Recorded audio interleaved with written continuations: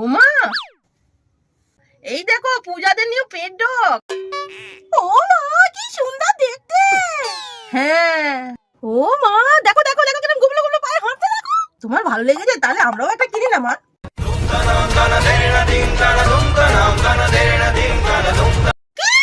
কুকুর নিয়ে আসবে আমার বাড়িতে?